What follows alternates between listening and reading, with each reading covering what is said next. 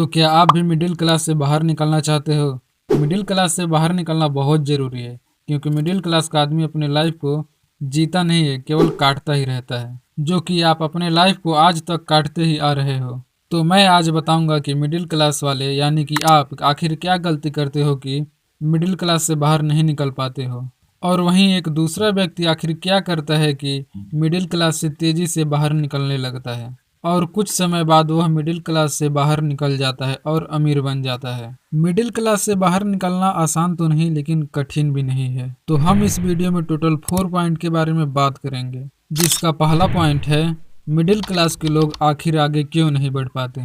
दूसरा, middle class के लोग आखिर क्यों मिडिल क्लास ही रह जाते हैं। तीसरा, फैशन दिखावा और नए चलन से बचें। चौथा, 18/20 रूल का प्रयोग। ये तो मोस्ट इम्पोर्टेंट है, इसको जो समझ लिया वह अपने लाइफ में अधिक तेजी से ग्रोथ करने लगता है। तो अब पहले पॉइंट पर चलते हैं। देखो, आज के समय में 90% से अधिक मिडिल क्लास वाले यह चाहते हैं कि उनकी लाइफ स्टाइल अमीरों जैसा हो, महंगे कपड़े, महंगे मोबाइल, महंगे जूता और गाड़ियाँ भी हो। इनको केवल अमीर जैसा दिखना रहता है, अमीर बनना नहीं रहता है, इसलिए यह लोग आगे नहीं बढ़ पाते हैं। दूसरा पॉइंट, मिडिल क्लास के लोग क्यों मिडिल क्लास ही रह जाते हैं। यह लोग अपने पैसों को सही तरह से इस्तेमाल करना नहीं जानते हैं। यह लोग केवल किसी कंपनी में काम किया और पैसा मिला और घर के ज़रूरतें चीज़ों पर पूरा पैसा लगा दिया। इनका मिडिल क्लास ही रह जाना फ्यूचर प्लानिंग भी नहीं होता है।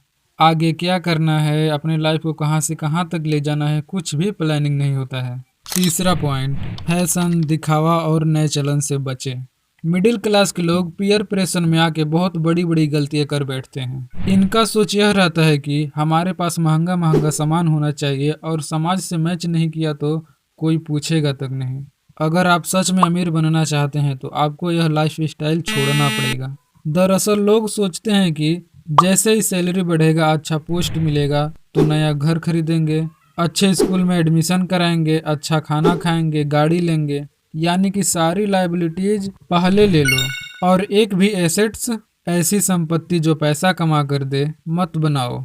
देखो यार, यह सही है कि आपको अपनी इनकम बढ़ाने के लिए आपको मेहनत करना चाहिए, नई स्किल सीखना है, एक महीने में जितना अधिक हो सके उतना अधिक पैसा कमाना है, एक घर में जितने अधिक लोग काम कर सके उतने अधिक लोग को काम करना चाहिए। इससे यह होता है कि सारी जिम्मेदारी एक ही व्यक्ति पर नहीं आता है। इनकम बढ़ते ही जो आपकी चीज़ें बढ़नी चाहिए वह है आपकी इन्वेस्टमेंट एंड एसेट्स। अब जनसंख्या तो बढ़ ही रहा है और आगे भी बढ़ता ही रहेगा। रहना खाना सब महंगा होता जा रहा है, और ऐसे में अगर हम अपनी लाइफ स्टाइल महंगा कर लेंगे तो अमीर तो छोड़ो, हम मिडिल क्लास से भी नीचे चले जाएंगे। इसलिए फैशन दिखावा और नए चलन से बचो।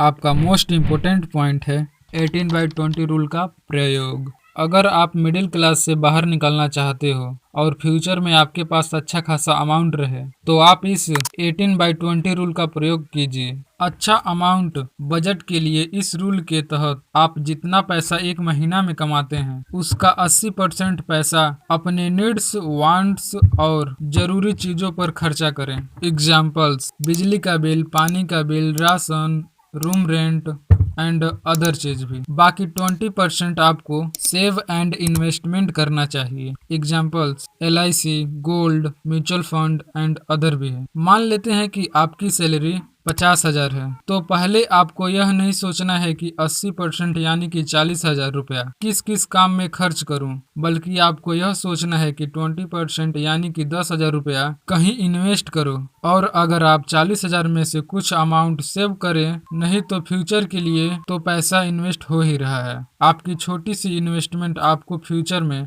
अच्छा मोटा पैसा देगा।